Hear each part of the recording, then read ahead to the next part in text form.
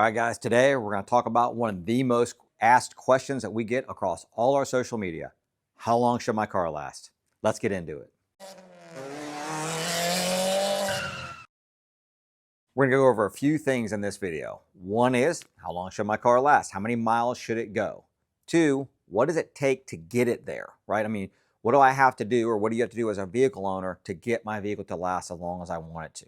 And then three, is it financially beneficial to make it last as long as possible? So, but before we get into all that, let's talk about an old wives' tale that's been around for a very long time, and that's the 100,000 mile, my car's not worth anything anymore. It's not worth fixing. It's not worth anything.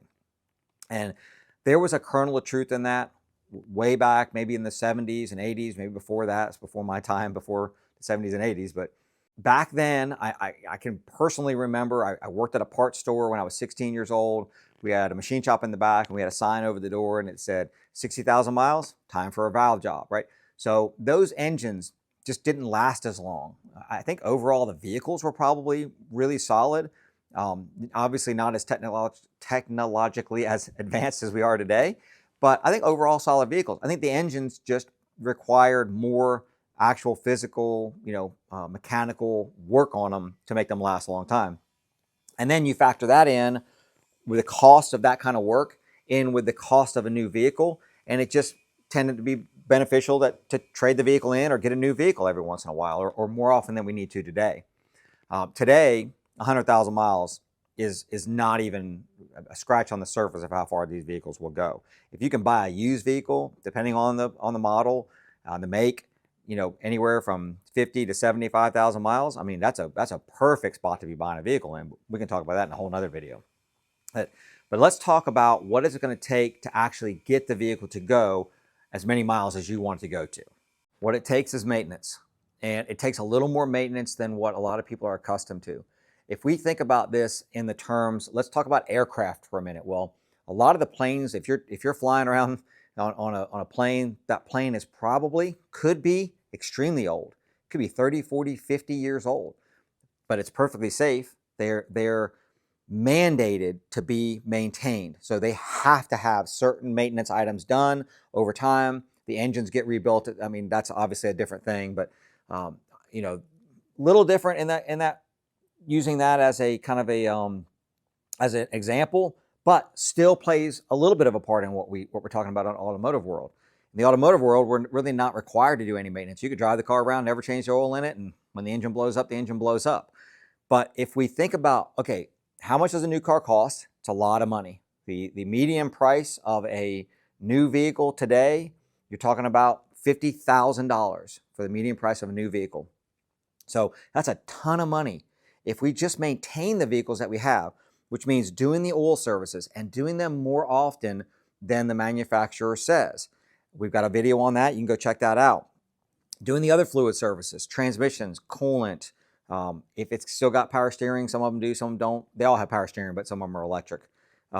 Doing that fluid. Any liquid on the car should be changed fairly regularly, okay?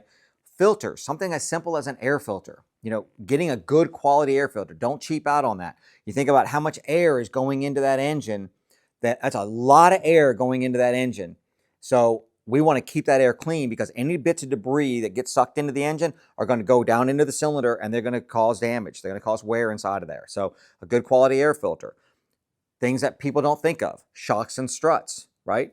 So we're going to do a whole video, and if you want to see this video, let us know down below, but we want to do a whole video on shocks and struts, because I think it is one of the most overlooked maintenance items that there is.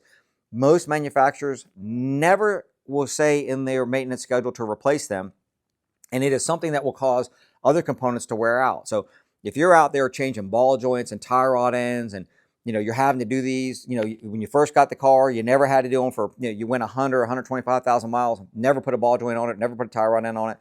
And then you put some new ones on there, they got worn, and then 50,000 miles later, you're doing it again. It's because of the shocks and struts. And we're going to do a video on that where we actually show the undercarriage of a vehicle with new shocks and struts and used ones, and show you why that happens.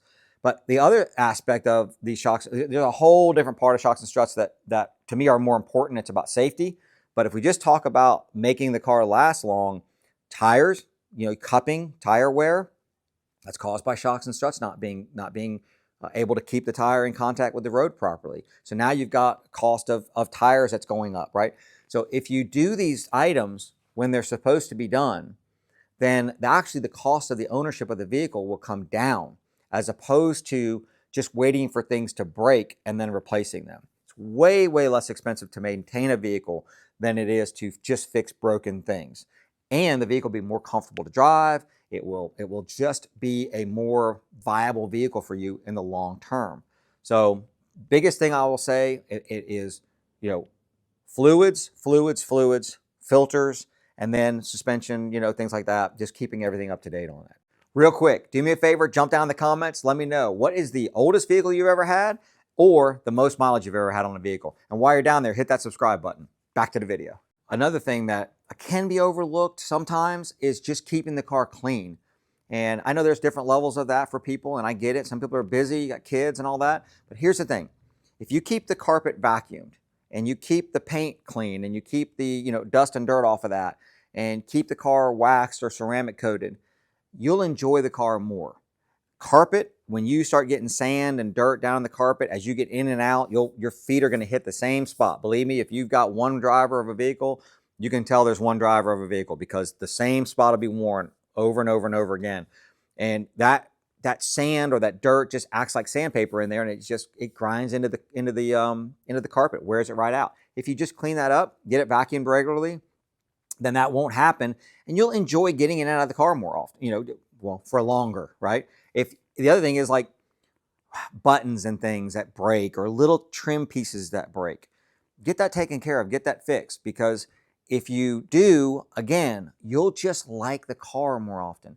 We see a lot of people that come in, they've let the car kind of fall into a little bit of a disarray, a little bit of, there's some little things broken here and there, and they actually mention that. They're like, oh, I don't know if I want to fix it. I've got this, my window switch on that side doesn't work, and my power window switch over here is kind of messed up. And it's like, those are simple things. And in a lot of cases, I get it. We're going to get comments that, oh, some of those things are crazy expensive. And some of them are, but the overwhelming majority of them are just not. And they're way less expensive than buying another vehicle that eventually will have exactly the same problem that you'll have to deal with. So now there's other kind of factors that play into this, and we're going to kind of get into this in just a minute. But that's where you live. Can where you live play a factor in how long the vehicle lasts? And the answer to that is yes. If you live in an area where there is salt that's put down, so you have a lot of snow, you live in the salt belt or whatever, you probably are not going to have a vehicle that's going to last a super long time. And you should adjust your maintenance schedule and stuff to reflect that. I'm not as familiar with those areas as a lot of other people are. If you live there, you probably are better suited to know how long a vehicle would last than I am. I know there's got to be some things that you can take care of, maybe doing the undercar washes quite a bit, or just getting the car washed quite regularly to get that salt off of it, or whatever other kind of chemicals they're using that's just eating cars up. I have seen some video of cars driving down the road, and Eric O sent me a video, just stuff just puffed up in the air and just getting sucked off, just going all into the car. So it's kind of hard to get all that out, but I'm sure you can.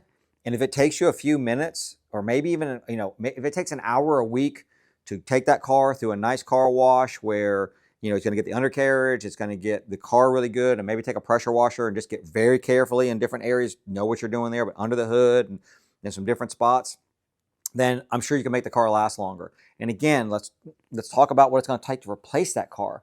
I mean, it's just insane how much these vehicles are getting to these days. And honestly, I will tell you, and this could maybe be another video too, is I really feel like the brand new cars that we're dealing with right now, that are like 22, 23, 24s, there's some problems with those vehicles. I think that older vehicles from back in from 2010 on up to maybe 2020, 2018 are maybe a little bit better depending on the model or the make, maybe a little bit better to make last longer. We're going to find out for the newer ones as years go by, but we'll see. So, but again, if you live in an area where you've got that salt, you're going to have to do some extra due diligence to make that car last longer, and also temper what your expectation is, which is what we're going to talk about next, and that is how long can we expect it to last. I will tell you that if you take care of your vehicle, do the things we talked about, you can really make these vehicles last as long as you want to look at them in the garage. And that's not I'm not playing this out there like some crazy thing here. It's true. at some point, it is going to be where the replacement cost of the vehicle you know, the replacement cost may be more financially beneficial, right? But that's way down the road. We have vehicles here that clients have we have 500,000 miles on them, 300,000 miles on them. It's nothing. I mean, really nothing to see high 200,000s, right? I mean, if we get one in here with 125 on it, I mean, that thing's like brand new car. So these cars will last a very long time. One of our technicians, he's got a 1989 Toyota Camry. He's got 300 some thousand miles on it, right? And it's really a really inexpensive vehicle to maintain. I think he's told us he bought it for $600 about 30 years ago. And he said, you know, so that would be what? Well, I mean, yeah, I mean, maybe he did.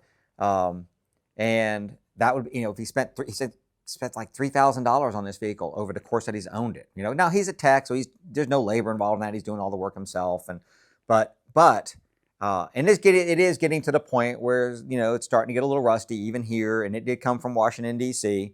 But, you know, it's a 1989 Toyota. Now, am I going to say that you should be driving around in a, you know, 35-year-old vehicle? You know, I mean, listen, we all want to be comfortable. We want to have the creature comforts in vehicles. I get that. But if I've got a 2013 vehicle that needs some work done on it, and it's comfortable, it's clean, you know, I can drive around and I feel like, you know, this thing rides good. I'm comfortable in this vehicle, and it's going to cost me, let's say, a few $1,000s to fix that. Or I could turn around and replace that car and get a similar vehicle, new, let's just say new, and it's going to cost me 50 grand. Well, it's probably worth putting a little bit of money into this vehicle if this vehicle is going to get up to par and going to be in good shape and going to be safe and reliable and comfortable. Not just driving around in a car that I'm not comfortable in. I'm talking about having a vehicle that you are comfortable in, that's got the amenities that you want. So there's a lot of factors that play into this. We do have conversations with our clients when we're going over, you know, repairs that are needed and, you know, when they need to be done and all that kind of stuff. But the reality is this: if you take care of your vehicle, the cost of ownership of that vehicle is going to be far lower if you maintain it and keep it for a long time than it is if you constantly replace the vehicle. And there are people out there that they just lease a car and they have it for 3 years and they trade it back in. And there are some models that I will 100% say that's what you should do, right? And we can have a video about those models if you want. But a lot of vehicles that are running around on the road today can last a very, very long time if you just maintain them. All right, guys, thanks for watching. If you like this content, you know what to do. Hit that subscribe button, hit that thumbs up, hit that bell notification, and leave a comment down below. Let us know what you think, and let us know what you want for our next video. Appreciate you watching. We'll see you in the next one.